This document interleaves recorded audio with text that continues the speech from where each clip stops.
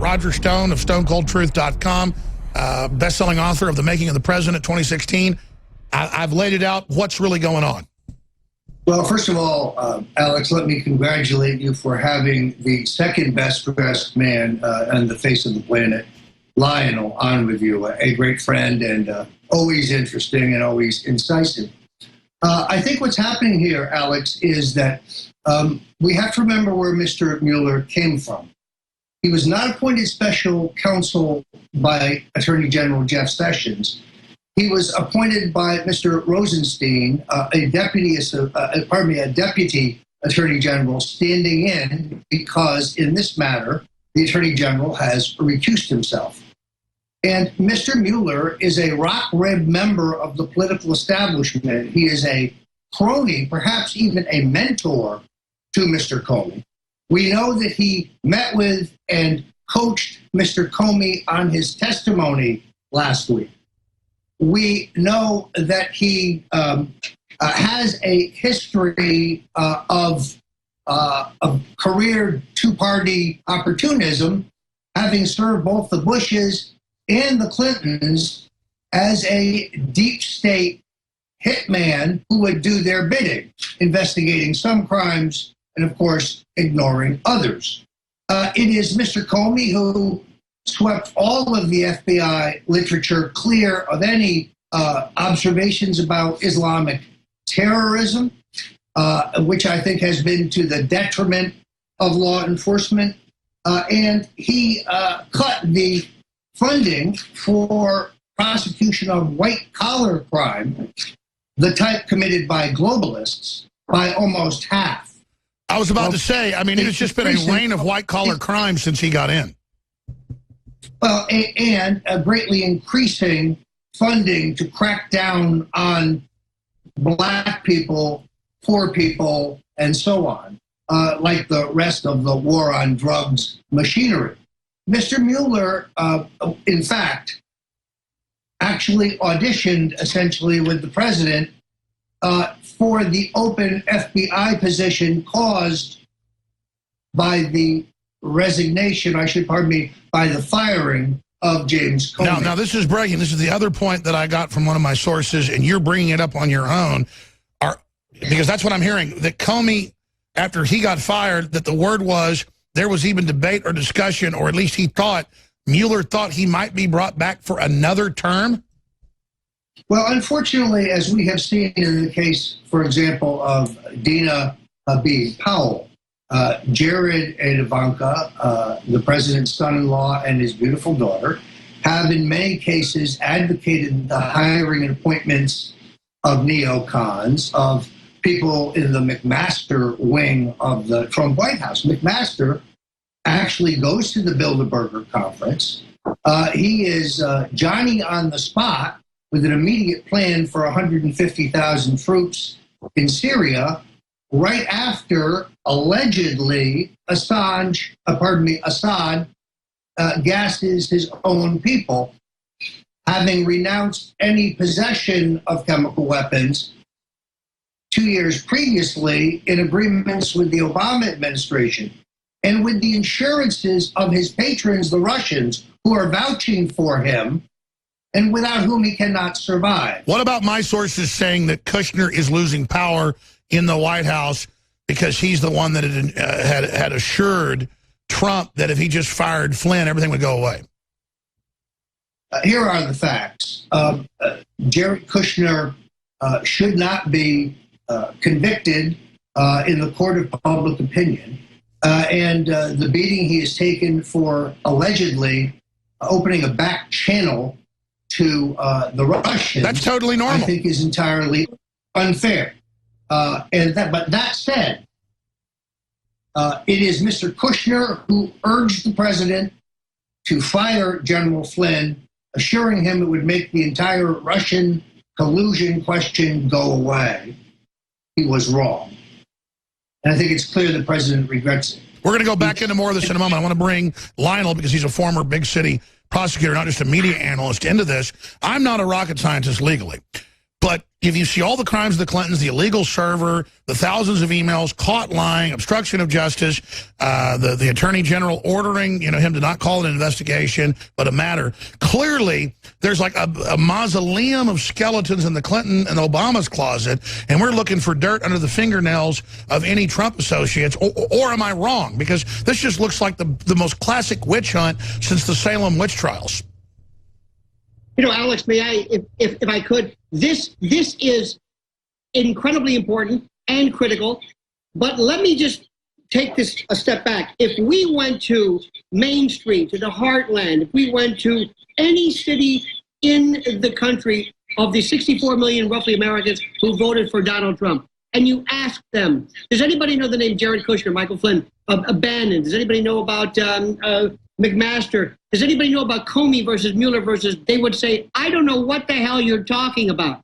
Because while this is important, and CNN is creating the illusion and the perception by saying investigation, hearing, just like they hit us with the meme of Russia. Question swirl.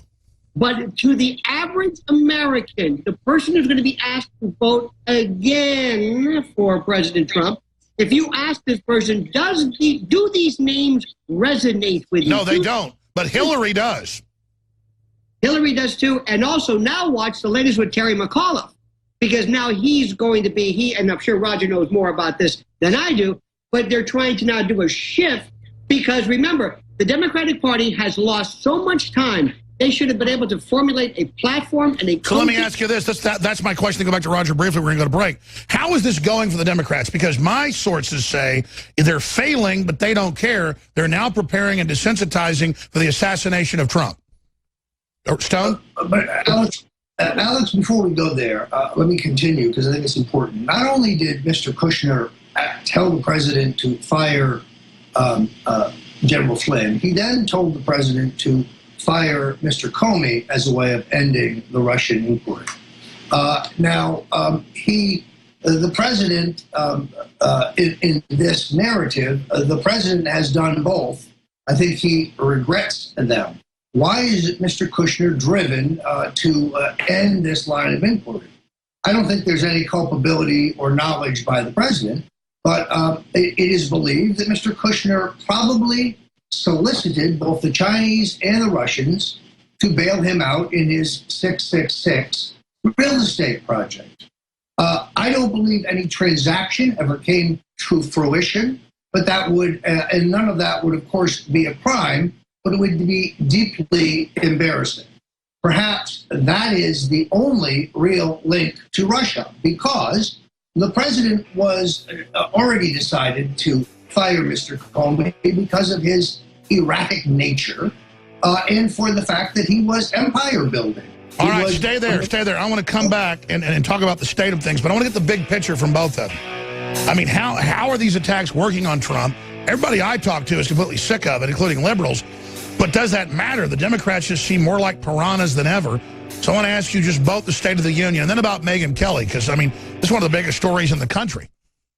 The former head of psychological warfare operations for the Central Intelligence Agency, supposed to say State Department, Dr. Steve Pachinik, will be joining us to give us his take on the PSYOP that Megyn Kelly's been engaged in. He's been blowing my phone up. I just talked to him during the break. And we'll get his take on that to see if it meshes with my current CIA contacts that are pretty high up. So that's coming up at about 40 after. Lionel's got to leave in a few minutes. Roger's going to stay to 40 after. He'll get into palace intrigue and White House shakeups at the next segment. But because this one is short, I want to ask both Lionel first and then Roger Stone. Everybody's been saying it. I've been saying it first, and I'm not bragging. It's just a fact. They're planning a civil war. They're planning a COG overthrow. They now are admitting it. Well, I've just studied deep state. That's how it operates. Again, I was talking about deep state 20 years ago. Not bragging, folks. We're just not fake news. They hate us because we know how they operate. There's rogue elements. The whole deep state isn't the enemy because anything secret in government's deep state. There's rogue elements at the top, bought off by globalists that are doing this. So let me ask Lionel this. They're talking about civil war. They're saying kill Trump everywhere. They just seem to be so arrogant. Where do you see all this going? And then Roger Stone. I see ultimately a stronger, I don't want to be Nietzschean about this, but I see a stronger Trump. And from the time he came in, there was an attack from every flank, every area, every vantage, every direction. You know, Steve Bannon said it best.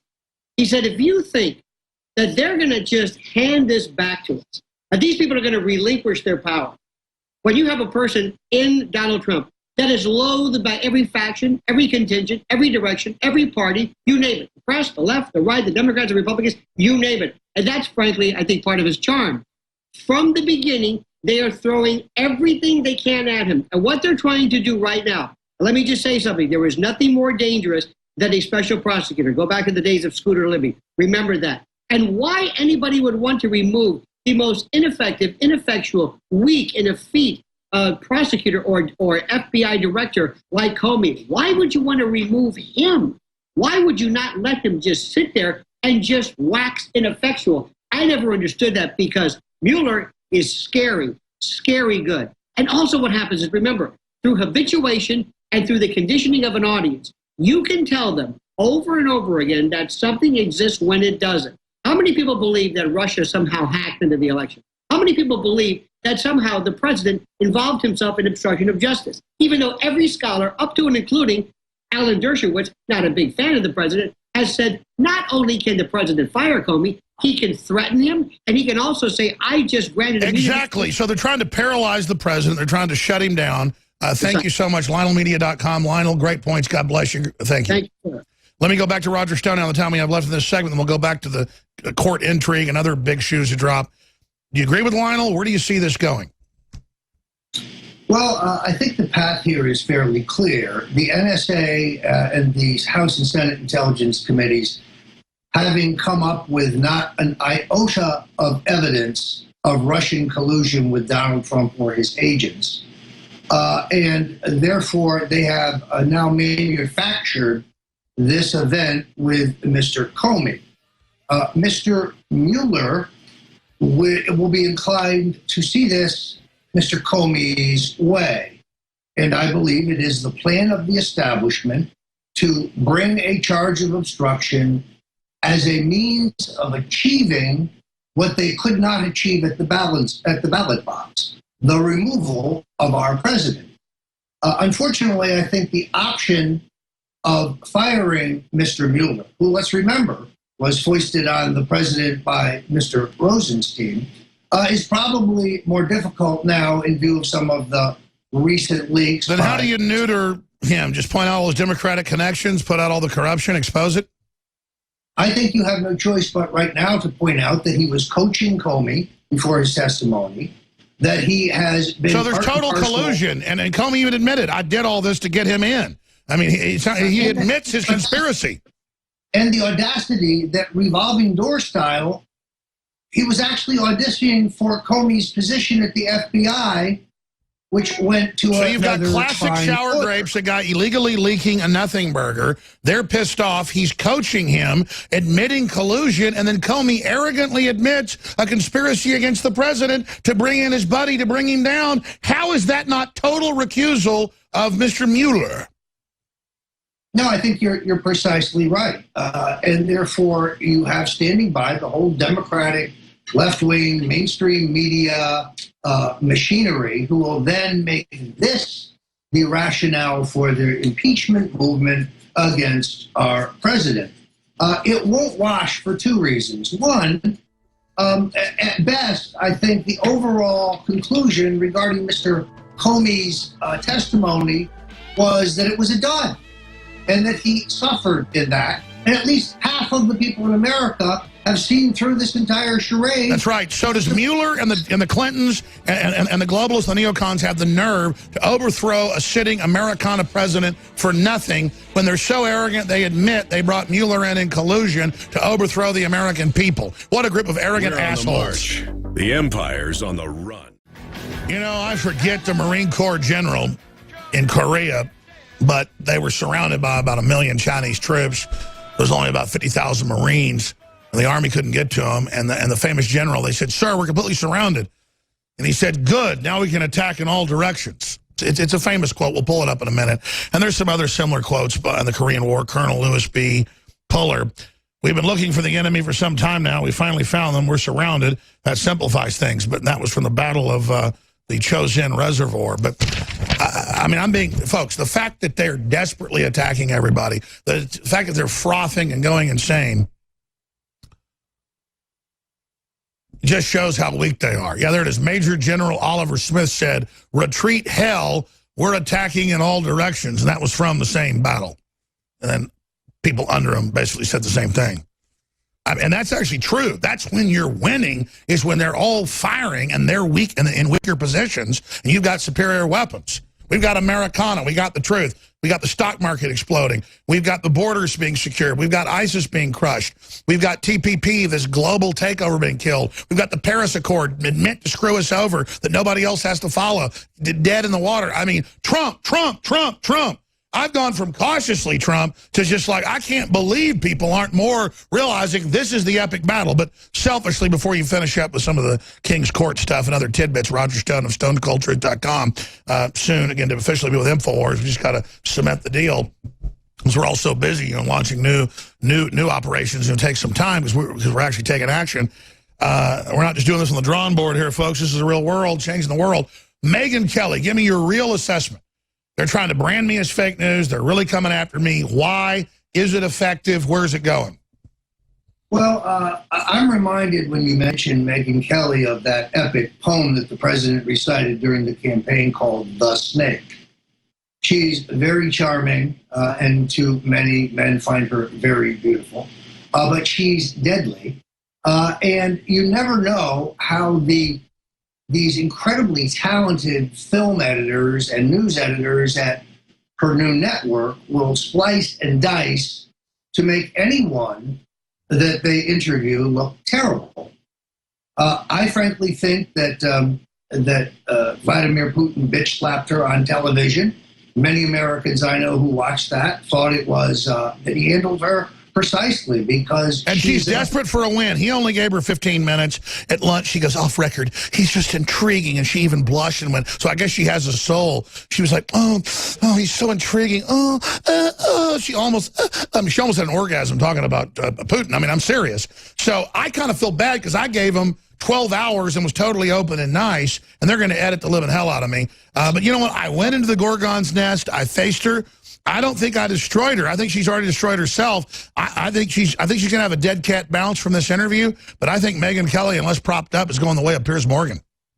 Well, but here's the best thing, Alex, and that is she's just kicking your name identification into the stratosphere. Millions of Americans will get to find out at least who Alex Jones is. Well, let's go further. It's not her. We have more audience than she does. The entire global media of the New World Order is attacking me right now as if I'm Satan himself. Why is that?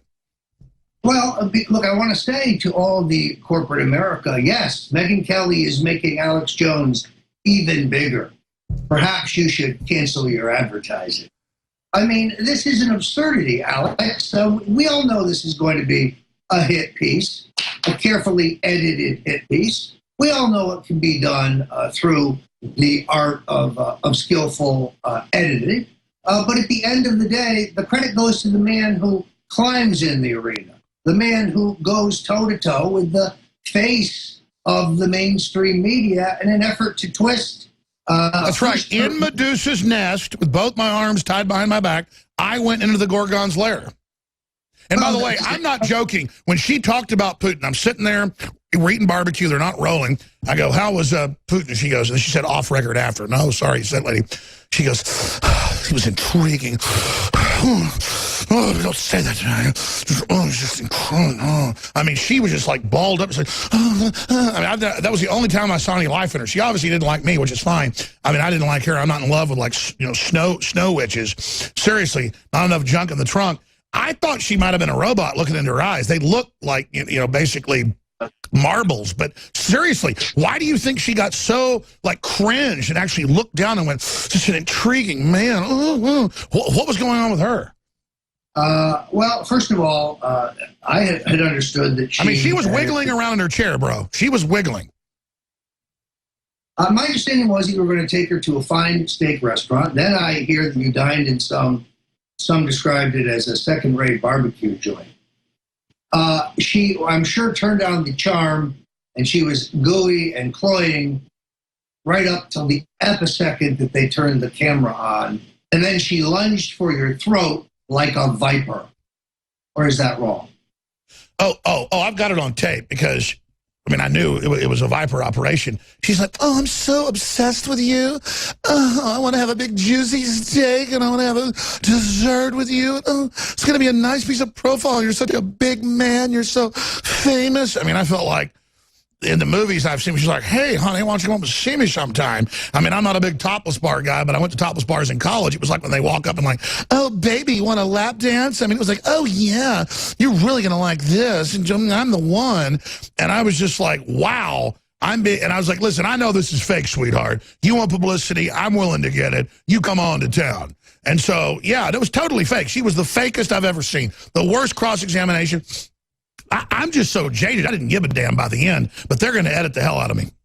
Well, Alex, a number of the on-air correspondents at Fox have expressed to me privately that she is vicious, dangerous, calculating, that she cuts corners, and she doesn't really care who she climbs over in her ascent to TV stardom. And these are people who work with her.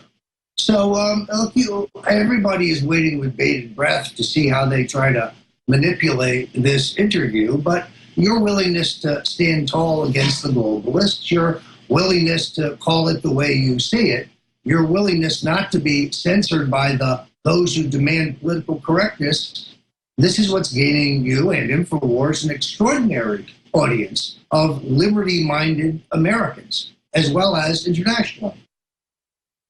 Well, it's amazing. I wonder what the headline of this little video is we're about to snip out on the live show. Megyn Kelly in love with Vladimir Putin. Megyn Kelly appeared to become aroused. And I'm not just joking. It was like watching young girls when they saw Elvis throwing their panties at him. I mean, she looked down. She wiggled around. She really, like, balled up. It was the only time she acted like a woman. When she talked about Putin, she just, oh, he's intriguing. Oh, this is, amazing. Oh, I mean, what the hell is going on here? I think that's called gushing, Alex. That's it. Megyn Kelly gushed over Vladimir Putin to Alex Jones. Yeah, I think that's the name of the segment right there. Let's just put that baby out there. Look, she's going to get nailed out of this. Sorry, go ahead. It's funny to see her friends on the far left chiding her for giving Alex Jones a platform. This is like, give me the popcorn and let me sit back, because here's a fight which I don't care who wins. I'd like to see them kill each other, metaphorically. Exactly. It's going to be a total train wreck that's totally edited from the promo piece I saw. 30 minutes on each subject. So it's just all scrambled malarkey. Lighting from below, incredible. StoneColdTruth.com. Things are so fast and furious. Please come back on every day. Soon you're going to be hosting a show every day. God bless you. We appreciate you, Roger Stone. Alex, I heard that they hotboxed you in a vacant home. They cranked the heat up to over 100, scheduled the interview late at the night when they thought perhaps you'd had a cocktail or two, when in fact you were sober as a judge. And I heard you gave as good as you got. So God bless you, and I look forward to being with you this week. Well, thank you.